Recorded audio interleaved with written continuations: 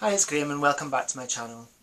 So yesterday was the publication day of Finale by Stephanie Garber. I am a couple of chapters in and I'm really enjoying it. It's so good, so well written. I'm a bit sad that the trilogy is now at its end, but all good things must come to an end, unfortunately. So yeah, it's really good. But also yesterday I went to St Andrews and I bought a few books. I went to my favourite bookshop, Topping and Company Booksellers in St Andrews, and I bought 3 sort of mini books from there.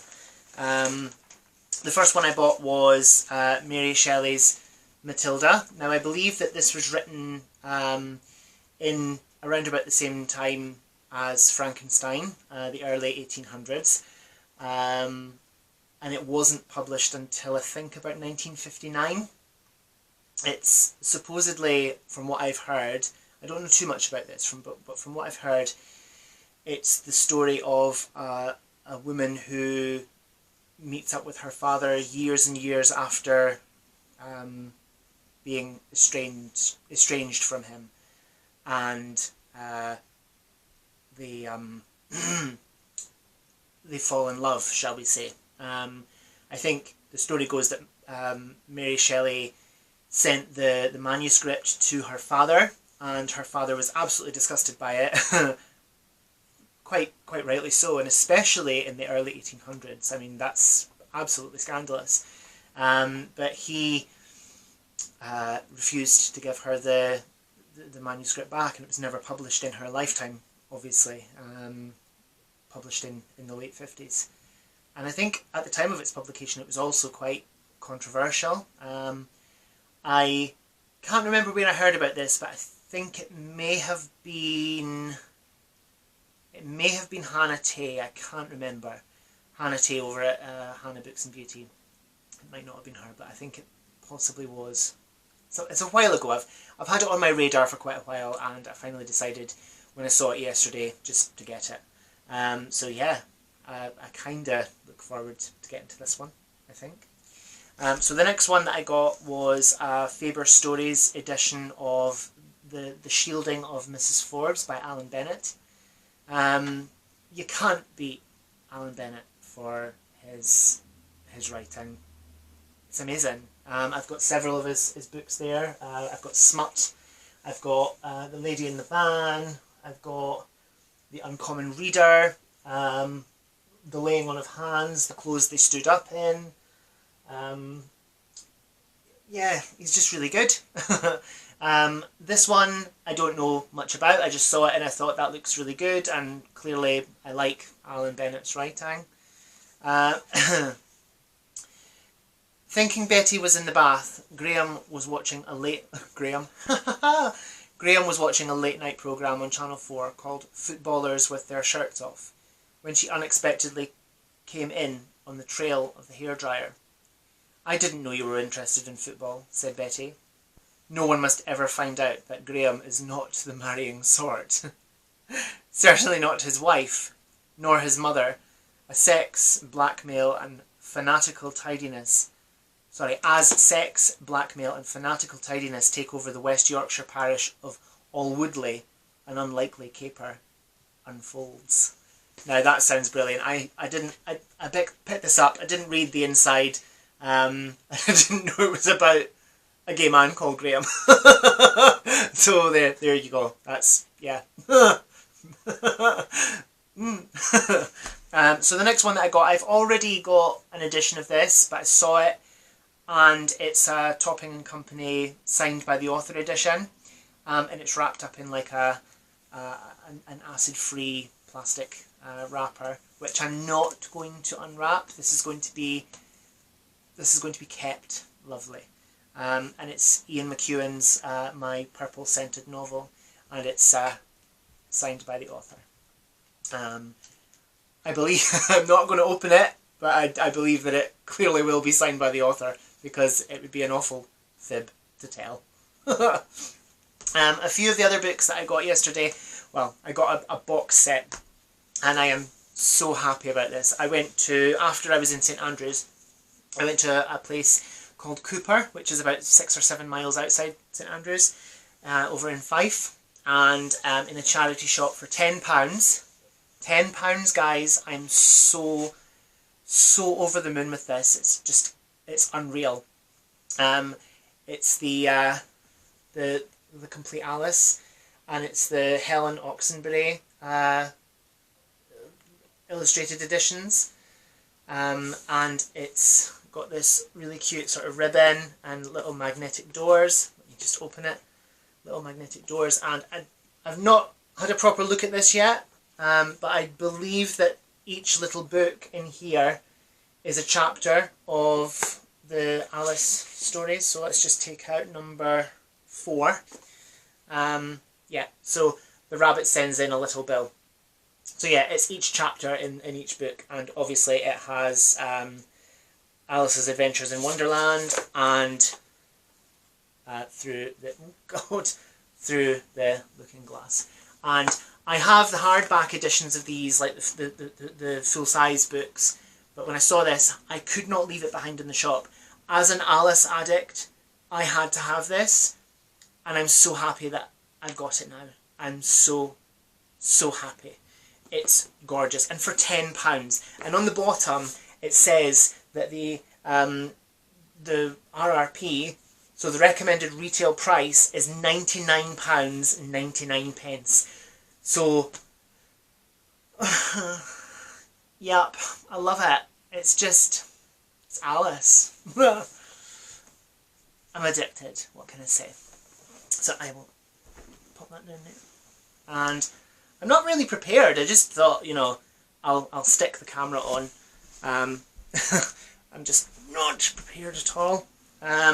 So yesterday also I got a couple of books. I have so many bind-ups of this author's works, but when I saw this I was just like, I think it's really quite cute.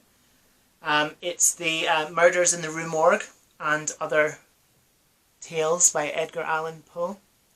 And this is, I believe, Penguin English Library edition. I have a couple of other ones of these. I think it's a couple of the Sherlock Holmes editions. But I've never actually, other than The Raven, I've never actually read... Oh, and the Pendulum in the Pit. I've read that. I've never actually read a lot of Poe.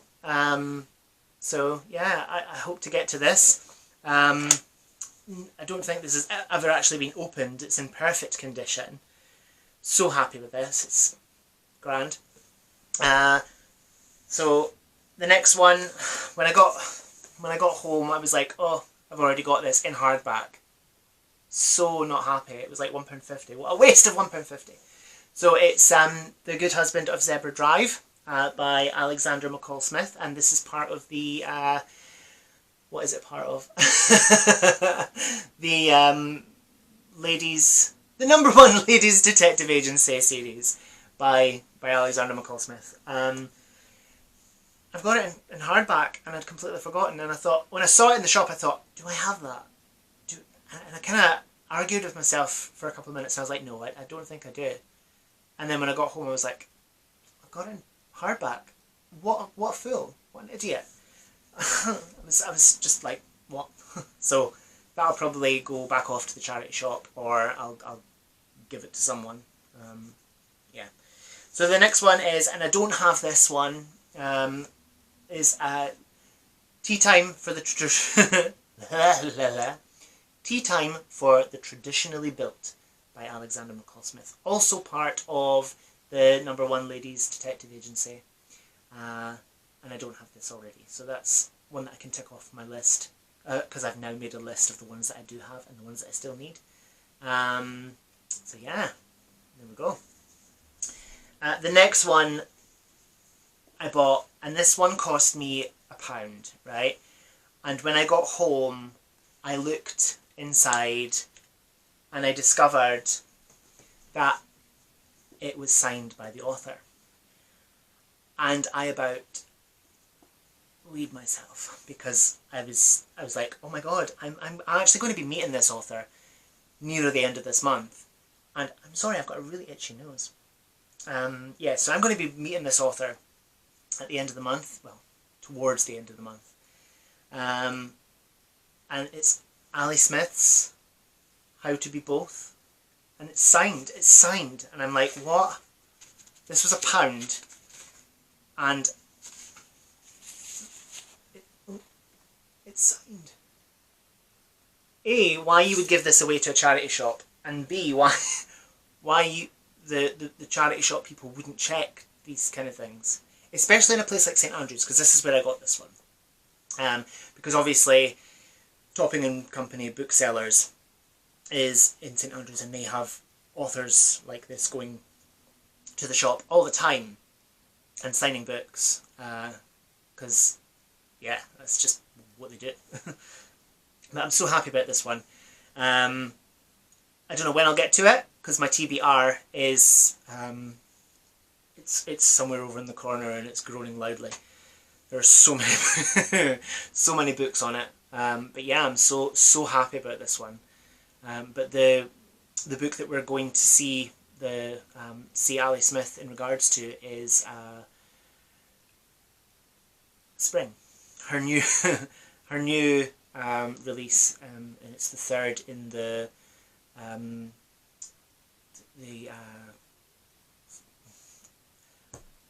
season quintet. Quintet's 5.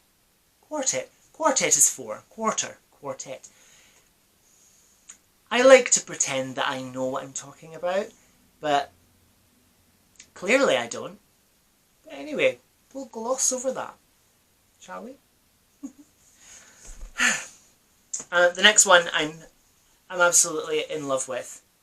Now, this was originally published. When was it originally published? I looked at this earlier. So this was originally published in 1909, but this is a reprint from March 1921. And when I saw this in the shop, I was just like, you're coming home with me. I love this. I love you. You're coming home with me. It's Old Celtic Tales by E.M. Wilmot Buxton, and it's gorgeous. Now, this cover is a dust jacket, and I must say I have fixed the corner, because the corner was kind of hanging off. I fixed it with like a non-solvent Pritt stick glue, so it's not going to damage it.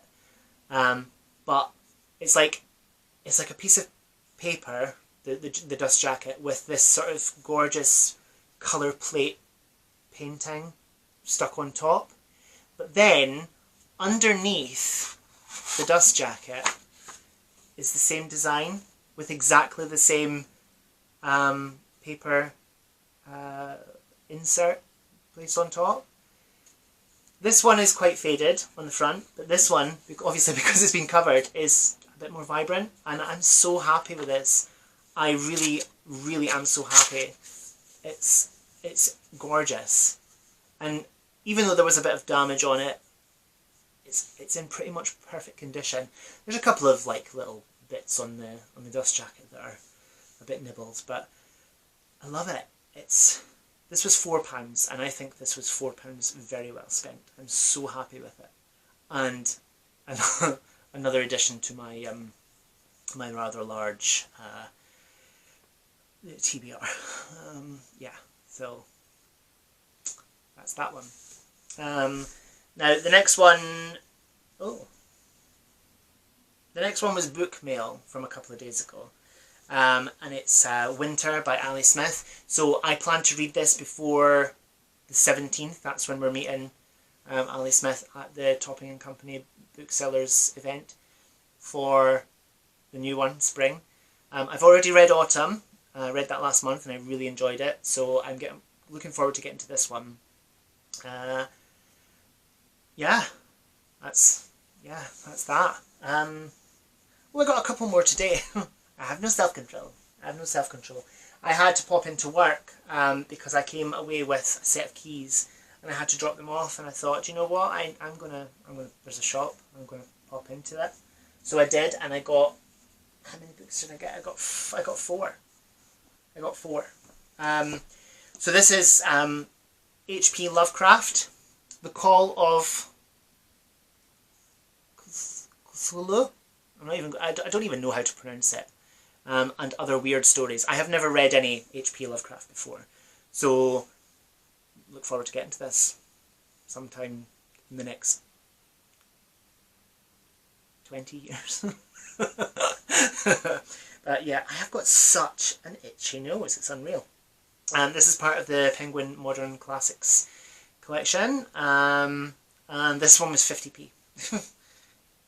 50p, and it's pretty much in perfect condition. So we'll see. I'll maybe get to it, maybe at some point. The next one that I got is Maurice or Maurice by E.M. Forster. Now I believe that this is it was written in between 1913 and 1914, and to my knowledge it was quite a controversial book because it deals with a homosexual love affair. I don't think it gets into, like, you know, sex or anything like that, but yeah, it was quite controversial. So I look forward to getting to this. I read... What did I read recently? It was part of Hannah Tay's Tay Book Club. Passage to India. And I didn't enjoy it. I really didn't enjoy it. So I don't know if it was E.M. Forster's writing or if it was just the subject matter of the story. I just didn't like it. So we'll see. I've read quite a bit about this on online, and it sounds quite intriguing. So hopefully, yeah. I think this seems to be some sort of movie tie-in edition. So Merchant Ivory's perceptive film adaptation starring Denholm Elliott, Simon Callow and Billy Whitelaw examines with compassion and understanding the subject of homosexuality, which Forster's own age preferred to ignore. So, yeah. Maurice is a product of the establishment whose slow voyage of self-discovery leads him to reject his inherited values and embrace a way of life far outside the accepted morals of his society. In a sensitive portrayal of an emotive and controversial subject which remained unpublished until after his death. So it wasn't published. It was written in 1913 but wasn't published until after he died. E.M. Forster explores the problems faced by a homosexual in a society which refused to accept such a love as valid. So yeah, that's as a gay man, that is quite an intriguing read for me, I think. So this will definitely be on my TBR. And again, who knows when I'll get to it, because I've got so much reading matter hanging about and needing to be read. So we shall see. But yeah, Maurice by E.M. Forster. The next one is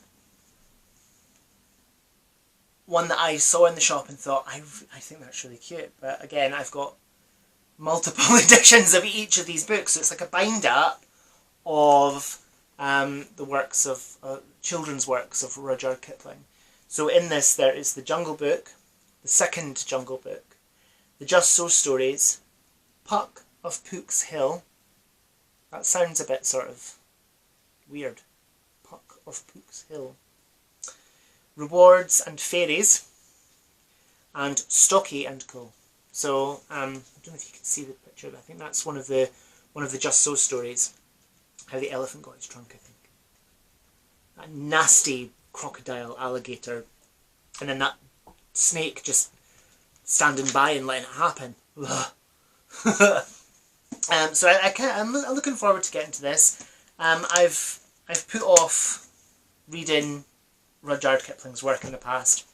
I don't know why, but I have. So we'll see. I have no self-control, as you can see from all the books that I've bought. Absolutely no self-control at all. So a book that I just finished reading yesterday, I did not like at all. This is about to get quite dark, and I might start to rant. I thoroughly disliked this book, and I don't know why I read it.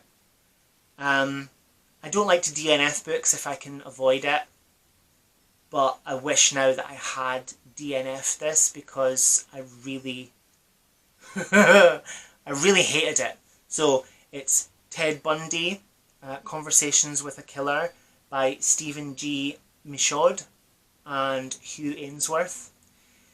Now this had a foreword by Robert D. Keppel, and he was a former chief investigator. I think he investigated some of Bundy's crimes. In this, it's probably one of the creepiest reads I have ever read in my life. Ted Bundy talks about himself in the third person. He describes himself as the entity. I mean, the crimes that this man was guilty of, he doesn't admit to it in this book. This book, the recordings of basically this book is it's transcripts of tape recordings that were made in 1980. So this was just after he had been sentenced to death in Florida, for, I think it was the Chi Omega sorority murders, and he never admitted to it. He spoke about himself in the third person, and he, in his view, he was telling the interviewers the mindset of the person who had committed these crimes. But it was himself. He did it. It was just so creepy. My husband and I have watched two episodes of the Netflix series that is based upon this book. This book was first published in the year 2000. This edition is just from this year. Not going to be watching any more of it because it's creepy. It's horrendous. We recently also watched the Zac Efron movie, which I thought was really good. I thought it was so respective. It respected the memory of the victims because it didn't show you them being killed. It was more from his ex-girlfriend's point of view, and I feel that it was Zac Efron's portrayal of this sadistic, psychopathic, sociopathic, goodness knows what else, murdering,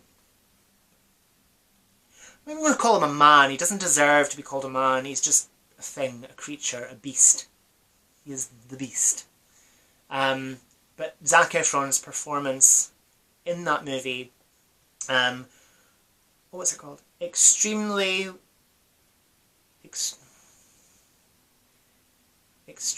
wicked, shockingly evil and vile. Brilliant movie, great.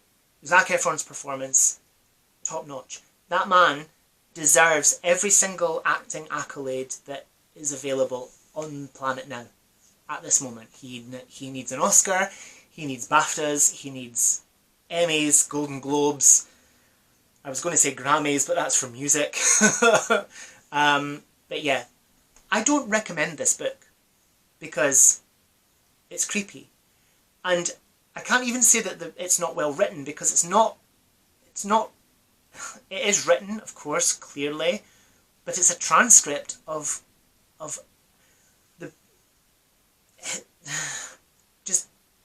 it's a transcript of the fevered imagination of some crazy just beast creature who brutally murdered, we don't know how many people. He never gave a number. There was never a number. It's supposed to be like about 30, but it could be way higher. Just creep. Just a creep. Just horrible cretin of a man. Don't read this unless you want to really, like, unless you want to. I wouldn't advise you to, because it's, no. Just don't do it to yourself. No. Usually with a book like this, like true crime and stuff like that, I would read it and then I would give it to a girl who I work with who enjoys true crime. No, this one is going to a charity shop because I don't want to inflict that upon her. It's awful. It's really bad. And like I say, I don't like to DNF a book if I can really avoid it, because I'm not a quitter. But towards the end of the book, like I had 100 pages left, and I thought, well, it's pointless now because I'm almost at the end. Just don't read it. Just don't read it. It wasn't good. Okay. But yeah. Anyway, thank you so. Rant over. Thank you so much for watching. Thanks for your support. That's all the books that I've bought in the last 2 days. It's what I'm reading at the moment is Finale by Stephanie Garber. What I've read recently, which was the least said about it anyway, the better. Whatever you're doing, have so much fun doing it. Whatever you're reading, enjoy it. Stay fabulous, be amazing, be yourself. Thank you for watching, and I'll see you soon for another video. Thanks. Bye bye.